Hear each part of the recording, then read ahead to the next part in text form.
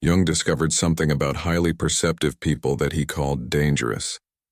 Not because they were unstable, but because seeing everything others miss came with a cost that could either destroy them or transform them into something extraordinary. Today, I'll show you why this rare ability becomes your greatest burden until you learn to master it. In 1913, Jung treated a patient who would change everything he understood about human consciousness. This woman possessed what he termed differentiated perception. She could walk into any room and immediately sense who was lying, who carried hidden pain, who harbored secret resentments. She saw through every social mask. But here's what disturbed Jung most. She wasn't mentally ill. She was simply too conscious for her own survival. Jung wrote that the patient displayed an extraordinary capacity for perceiving unconscious contents in others. But this faculty caused her considerable distress rather than advantage. She couldn't engage in small talk because she saw through every social mask. She couldn't maintain friendships because people felt exposed and uncomfortable around her. She couldn't hold employment because her presence disrupted the collective unconscious agreements that keep groups functioning. Jung realized he wasn't treating pathology. He was observing what happens when the unconscious becomes too conscious, when perception becomes too differentiated for social survival. This wasn't psychosis. This was consciousness so advanced it had become socially dangerous. But Jung discovered something even more disturbing. Because this patient's extraordinary perception seemed impossible to explain, Jung began investigating what he later termed participation mystique, the psychological phenomenon where individuals with highly differentiated intuition become overwhelmed by unconscious contents from others. Jung wrote in his Red Book period notes that there are those among us whose psychic apparatus is so finely tuned that they absorb not merely conscious communications, but the entire unconscious atmosphere of their environment. Modern research by Dr. Elaine Aron on highly sensitive persons validates Jung's early observations. Her research shows that roughly 20% of people have heightened sensory and emotional sensitivity. But Jung identified something more specific within his psychological typology, the introverted intuitive type, comprising roughly 1% of the population, who don't just feel deeply but perceive unconscious patterns with startling clarity. Jung observed that these individuals have what he called a differentiated intuitive function. Their brains process not just obvious social cues but unconscious emotional states, repressed content, and psychological patterns that others cannot detect. They see the depression behind forced smiles. They sense the desperation beneath confident presentations. They feel the collective shadow that groups unconsciously agree to ignore. Jung wrote that the danger lies not in the perception itself, but in the psychic isolation it creates. When one sees clearly what others cannot or will not see, one becomes a mirror that society cannot bear to look into. This creates what Jung called the problem of the superior function, when your greatest strength becomes your greatest burden because it separates you from collective unconscious participation. But Jung discovered the real danger wasn't the perception itself. Because people with highly differentiated perceptions see others' unconscious contents clearly, they become targets for what Jung extensively documented as shadow projection, where people unconsciously attack them for reflecting what they refuse to acknowledge in themselves. Jung wrote in Psychology of the Unconscious that nothing has a stronger influence psychologically on their environment, and especially on their children, than the unlived life of the parent. But he discovered this principle extended to all relationships. When someone's shadow is reflected back through another person's clear perception, the unconscious mind has two choices: integrate the shadow or attack the mirror. Jung documented this pattern repeatedly in his clinical work. The person who sees clearly gets blamed for creating the problems they're merely observing. His patients with differentiated intuition experienced this constantly. When they would gently suggest that someone seemed troubled, that person would explode at them for being negative or creating drama. When they'd express concern about obvious problems, they'd be accused of being judgmental or manufacturing issues where none existed. Jung realized this wasn't coincidence. It was psychological defense. In Memories, Dreams, Reflections, he wrote that everything that irritates us about others can lead us to an understanding of ourselves, but for most people, it's easier to attack the person reflecting their shadow than to examine what's being reflected. Promotional section for The Alchemist's Path omitted for brevity. This creates what Jung called the scapegoat phenomenon. Highly perceptive individuals often become the designated problem in every group they enter. Not because they cause problems, but because they reveal problems that already exist in the collective unconscious. Jung observed that the bearer of superior perception becomes the repository for all that the group cannot consciously acknowledge about itself. This pattern explains why these individuals don't just feel misunderstood. They feel systematically targeted by a force they can't rationally explain. But Jung's most disturbing discovery was still to come. Jung observed that overwhelming perception manifested differently in different individuals. He identified 4 distinct patterns within the introverted intuitive type, each representing a different way of processing unconscious contents from others. Type 1. The feeling intuitive. Jung documented patients who combined introverted intuition with differentiated feeling function. These individuals don't just see what's happening psychologically, they feel it in their own bodies. They absorb others' emotions so completely they often can't distinguish between their own feelings and those they've unconsciously absorbed. Jung wrote that the feeling intuitive lives in a state of perpetual emotional contagion, experiencing the unlived emotions of everyone in their environment. Type 2. The thinking intuitive. These individuals see psychological patterns and predict behavioral outcomes with startling accuracy. Jung observed they could forecast relationship failures, career disasters, and personal breakdowns months before they occurred. Not through logical analysis, but through unconscious pattern recognition. Jung noted they possess an uncanny ability to perceive the logical conclusions of unconscious processes that others cannot yet see. Type 3. The sensation intuitive. Jung documented patients who could sense the physical manifestations of psychological states in others, detecting illness before symptoms appeared, sensing fatigue before it was acknowledged, or feeling the bodily tension that indicated emotional distress. Jung wrote that these individuals serve as early warning systems for psychological and physical disease in their environment. Type 4. The pure intuitive. The rarest type Jung encountered combined introverted intuition with what he called undifferentiated auxiliary function. They saw everything but had difficulty organizing or expressing their perceptions coherently. Jung observed they live in a state of perpetual overwhelm, receiving vast amounts of unconscious information without adequate psychological structure to process it constructively. Understanding your specific pattern is crucial, because each type requires different approaches to what Jung called the integration challenge. But first, you need to understand why Jung considered this discovery so dangerous.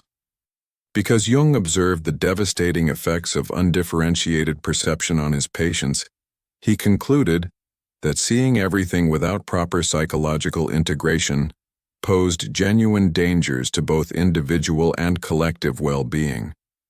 Jung identified 3 specific dangers that made this discovery so threatening. Danger 1. Collective unconscious disruption. Jung wrote that the individual who perceives too clearly threatens the collective agreements upon which social cohesion depends. When someone sees through the shared illusions that hold groups together, the unspoken agreements to ignore certain truths, they become a destabilizing force. Jung observed that organizations, families, and societies function partly through collective unconscious agreements about what will and won't be acknowledged. The highly perceptive individual inadvertently violates these agreements simply by existing authentically. Danger 2. Psychological isolation. Jung documented how differentiated perception creates what he called the problem of superior function, when your greatest psychological strength becomes the source of your greatest suffering. He wrote that the curse of consciousness is that it cannot be shared with those who do not possess it. The individual becomes an island of awareness in an ocean of unconsciousness. This isolation isn't just social, it's existential. These individuals often report feeling like they're living in a different reality from everyone around them. Danger 3. Identity dissolution. Most dangerously, Jung found that people who absorb unconscious contents from others often lose contact with their own authentic personality. They become so flooded with external psychological material that they can't distinguish between their own inner world and what they're absorbing from their environment. Jung called this participation mystique, a state where psychological boundaries dissolve and the individual becomes merged with collective unconscious contents. He wrote that the danger is not merely social exile, but psychological annihilation, the complete loss of individual identity in favor of collective possession. This is why Jung considered the integration of superior perception not just therapeutically important, but psychologically urgent. Because unintegrated superior perception posed such dangers, Jung developed what he called the individuation process, a systematic approach to maintaining individual identity while developing a conscious relationship with unconscious contents. Phase 1. Recognition and differentiation. Jung taught his highly perceptive patients to first recognize when they were absorbing psychological material that wasn't their own. He called this conscious discrimination, the ability to distinguish between authentic inner experience and unconsciously absorbed external content. Jung wrote that the first task is to establish what belongs to you and what belongs to others. Without this discrimination, there can be no individual development. Technique. Jung instructed patients to spend time in complete solitude daily, allowing absorbed material to settle so they could recognize their own authentic psychological voice. Phase 2. Shadow integration. Jung discovered that people who see others' shadows clearly often do so because they haven't integrated their own. The more you deny your own capacity for deception, selfishness, or cruelty, the more disturbed you'll be by seeing these qualities in others. Jung wrote that everything that irritates us about others can lead us to an understanding of ourselves, but only if we have the courage to look inward rather than remaining focused outward. Shadow integration means acknowledging that you contain every human quality you observe in others. This doesn't make you a bad person. It makes you a complete person who can see clearly without judgment. Phase 3. Conscious participation. The final phase involves what Jung called conscious participation in the collective unconscious, the ability to engage with others' psychological contents without being overwhelmed or losing your individual identity. Jung wrote that the individuated person can serve as a bridge between conscious and unconscious, helping to make the unconscious conscious in others without sacrificing their own psychological integrity. This requires developing what Jung called psychological containers, the ability to hold others' unconscious contents temporarily while maintaining awareness that they are not your own. Because Jung understood that superior perception either destroys or transforms individuals, he studied historical figures to understand the difference between successful integration and psychological breakdown. The case of Nietzsche shows unintegrated perception. Jung was deeply influenced by Nietzsche's philosophy, but observed how his superior perception ultimately led to psychological collapse. In Memories, Dreams, Reflections, Jung wrote about Nietzsche's ability to see through social, religious, and philosophical facades with devastating clarity. However, Jung noted that Nietzsche never learned to integrate these insights constructively. Instead of using his perception in service of healing, He wielded it as a weapon against society. Jung wrote that Nietzsche possessed extraordinary insight into human nature, but he remained identified with his superior function rather than integrating it into a balanced personality. Jung observed that Nietzsche's isolation and eventual breakdown represented what happens when superior perception remains unintegrated. The individual becomes consumed by what they see rather than transformed by it. The case of Meister Eckhart shows successful integration. Jung extensively studied the medieval mystic Meister Eckhart, whom he considered an example of successfully integrated superior perception. Eckhart possessed what Jung called mystical intuition, the ability to perceive spiritual and psychological realities that others could not access. But unlike Nietzsche, Eckhart channeled his insights into compassionate service. Jung wrote that Eckhart transformed his superior perception into wisdom that could nourish others without overwhelming them. He saw clearly but spoke in ways that invited understanding rather than resistance. Jung noted that Eckhart's success came from what he called conscious humility, the recognition that superior perception is a gift to be shared wisely, not a weapon to be wielded. Jung's own integration journey proved most significant. Jung documented his own struggle with overwhelming perception during what he called his confrontation with the unconscious from 1913 to 1919, recorded in the Red Book. Jung wrote that he was menaced by a psychosis and was saved only by his ability to understand what was happening to him through his work with patients.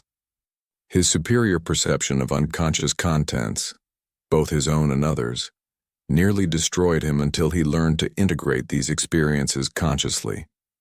Jung's breakthrough came when he realized that his overwhelming perceptions weren't pathological, but evolutionary. They represented consciousness attempting to evolve beyond current collective limitations. This realization transformed his approach to patients with similar gifts.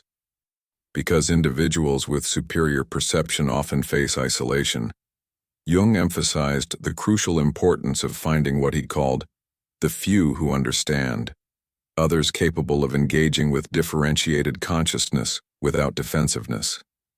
Jung wrote in The Development of Personality that the privilege of a lifetime is to become who you truly are. But this privilege cannot be realized in isolation. It requires witnessing by those capable of recognizing authenticity. Jung identified 3 essential types of relationships for the highly perceptive individual. Type 1. Fellow individuated persons. Jung wrote that the individuated person recognizes another individuated person immediately.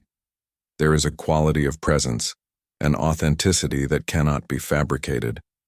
These connections often happen instantly and intensely. You recognize each other as members of what Jung called the conscious minority. These relationships are rare but essential for psychological survival. With fellow individuated persons, you can be completely authentic without fear of overwhelming or threatening them. Type 2. Those engaged in individuation. Jung observed that people actively engaged in their own individuation process, therapy, inner work, spiritual practice, can often handle superior perception without defensiveness. They may not possess it themselves, but they understand its value. Jung wrote that those who have begun to know themselves can bear to be known by others. Type 3. Natural containers. Jung identified individuals who, while not possessing superior perception themselves, have what he called natural container function, the ability to hold psychological content without being overwhelmed by it. These might be mature individuals who have weathered significant life challenges. The recognition process involves specific indicators for identifying safe relationships. They ask genuine questions about your observations rather than immediately defending against them. They can acknowledge their own contradictions and limitations without shame. They demonstrate what Jung called psychological mindedness, interest in inner reality. They maintain emotional stability when confronted with uncomfortable truths. They show genuine curiosity about consciousness and growth. Jung taught a gradual revelation protocol, a careful process for revealing perceptive abilities. Begin with small, gentle observations. Notice their response pattern to feedback. Assess whether they become defensive or curious. Gradually increase depth based on their demonstrated capacity. Always frame insights as offerings rather than pronouncements. Jung emphasized that the goal is not to find people who accept everything you see, but to find people who can engage with your perceptions as valuable contributions to understanding rather than threats to their self-image. Because integrated superior perception serves both individual and collective development, Jung viewed successful individuation as essential not just for personal well-being, but for the evolution of human consciousness itself. Jung wrote in The Undiscovered Self that the individual has always been the carrier of the living spirit, the one who brings about the change in society. He believed that individuals who successfully integrate superior perception become what he called culture carriers, people who help consciousness evolve. The 4 stages of transformation begin with Stage 1. Recognition without overwhelm.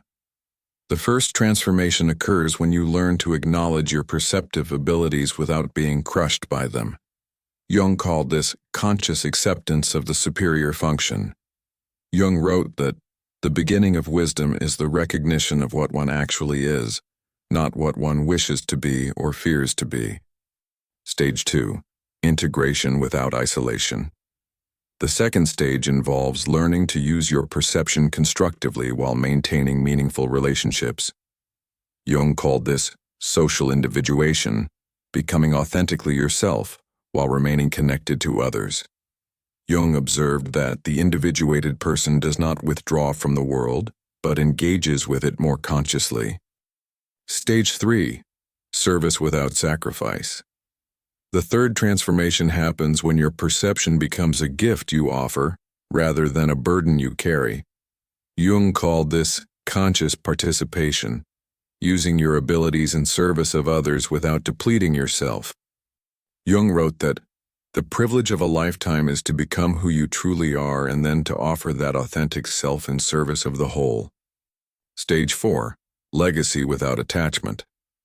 The final stage involves what Jung called transcendent function, using your perception to contribute to collective consciousness evolution without attachment to whether others recognize or accept your contributions.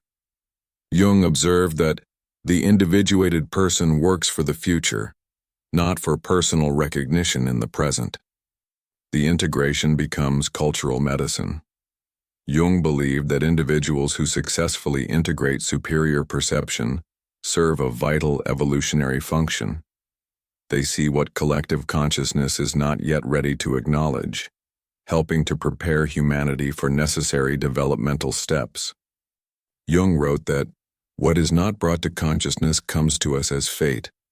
Highly perceptive individuals who learn integration help make unconscious contents conscious before they manifest destructively in collective behavior. But Jung warned about specific pitfalls that can derail this transformation. Because the path of integrating superior perception contains specific dangers, Jung documented the most common ways individuals derail their own transformation process. Pitfall 1.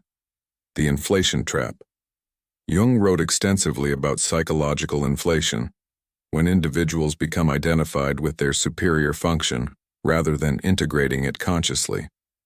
In 2 essays on analytical psychology, he warned that the danger is that the ego identifies with the archetype, leading to an inflation that cuts the individual off from human relationships.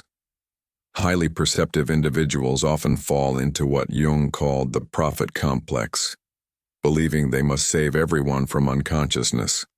This leads to preaching, judgment, and eventual isolation.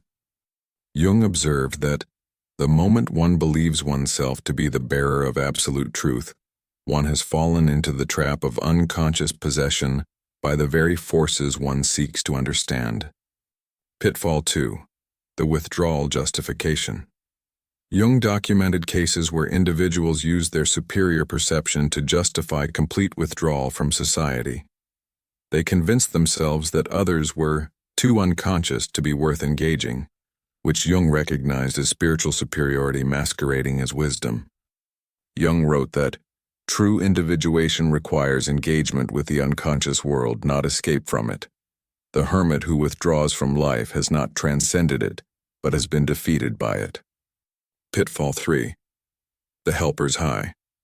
Jung observed that some highly perceptive individuals become addicted to being needed. They define themselves entirely through their ability to see and help others, losing contact with their own inner development. Jung warned that when perception becomes identity, the person disappears behind the function. This is not individuation, but its opposite, the sacrifice of personality to role. Pitfall 4. The overwhelm return. Even successfully integrated individuals can regress during periods of stress, trauma, or major life transitions. They stop maintaining their psychological boundaries and become flooded with others' unconscious contents again. Jung emphasized that integration is not a permanent achievement, but a dynamic process requiring constant conscious attention. The integration maintenance requires ongoing practices. Regular solitude for distinguishing your own psychological contents from absorbed material. Conscious choice about when and with whom to engage perceptive abilities. Ongoing shadow work to prevent projection of your own unconscious contents. Connection with others capable of providing reality checking and support. Creative expression as an outlet for overwhelming perceptual input. Jung wrote that, "The integrated person does not achieve perfection but learns to dance consciously with their own psychological complexity." Because Jung understood superior perception within the context of collective psychological development, he viewed highly perceptive individuals as serving an essential evolutionary function for human consciousness. In The Undiscovered Self, Jung wrote that, "The individual has always been the carrier of the living spirit, the one who brings about the change in society." He believed that people with superior perception serve as what he called consciousness pioneers, individuals whose psychological development precedes collective readiness. The historical pattern shows that throughout history, individuals with superior perception often appeared before collective consciousness was ready to integrate their insights. They served as advanced scouts for psychological territories that humanity would eventually need to explore. Jung wrote that, "What appears in the individual first as psychological insight later manifests in the collective as cultural transformation. The individual serves as a laboratory for consciousness experiments that will eventually benefit the whole." Modern manifestations suggest that in the modern era, highly perceptive individuals might be sensing psychological patterns that explain collective behavior, environmental and social unsustainability before it becomes obvious, spiritual possibilities beyond current religious frameworks, technological implications that others haven't considered, collective shadow contents that need conscious integration. Jung's insight remains that the sensitive individual feels the collective problems first and most intensely. Their personal symptoms often reflect what the entire culture needs to address. The service without martyrdom represents Jung's crucial insight that superior perception serves evolution best when it's integrated consciously rather than suffered unconsciously. The goal isn't to be a martyr to consciousness, but to be a bridge between what is and what's becoming. Jung wrote that, "The individuated person serves the collective not by sacrificing their individuality, but by developing it so completely that it becomes a gift to the whole." The ultimate integration at the highest level of development shows that individuals with superior perception hold their abilities lightly, see clearly without attachment to others accepting what they see, perceive deeply without compulsion to fix everything they observe. Jung called this the transcendent function, the ability to serve consciousness evolution naturally without forcing or preaching, simply by embodying more conscious ways of being. Remember Jung's patient from 1913, the introverted intuitive who came to him during his own psychological crisis. After 3 years of working with Jung's individuation process, her life transformed completely. She learned to distinguish between her own psychological contents and what she absorbed from others. She found work as a counselor where her differentiated perception helped troubled individuals. She built relationships with people who valued her insights rather than fearing them. Most importantly, she stopped experiencing her superior perception as a curse and began understanding it as what Jung called a gift requiring conscious development. Jung wrote about her transformation. The patient learned not to see less but to see more wisely, not to perceive less deeply, but to engage more consciously with what she perceived. Her gift remained intact, but her relationship to it became integrated rather than overwhelming. This represents Jung's most dangerous discovery, that some individuals are born with consciousness that exceeds collective readiness, and this advanced perception will either destroy them through isolation and overwhelm, or transform them into exactly what humanity needs for its psychological evolution. Your superior perception isn't a malfunction in your psychological makeup. It's an advanced feature of consciousness development. You're not broken because you see everything others miss. You're psychologically ahead of your time. The question isn't whether you should suppress your perception to fit in with collective unconsciousness. The question is whether you'll develop the individuation skills necessary to integrate your perception consciously. Jung's individuation method offers a path from dangerous isolation to conscious service, from overwhelming perception to integrated wisdom, from psychological curse to evolutionary contribution. You were born to see everything, not to suffer in silence, but to serve consciousness evolution. The world needs your insights, but it needs them delivered with the integration, wisdom, and strategic awareness that transform dangerous perception into cultural medicine. Your gift is not your burden. Your unconscious relationship to your gift is your burden. Learn to integrate it consciously, and you become exactly what Jung believed highly perceptive individuals were meant to be. Consciousness pioneers preparing humanity for psychological development that is inevitable but not yet obvious. Jung's most dangerous discovery wasn't that some people see everything. It's that most people who see everything never learn to use what they see wisely. The danger isn't in the perception itself, but in failing to develop conscious relationship with extraordinary abilities. You are not too much for this world. You are exactly what consciousness evolution requires once you learn to wield your perception as consciously as Jung learned to wield his. The danger of seeing everything isn't that you see too much. It's that you might never learn to see with the integration and wisdom your gifts demand.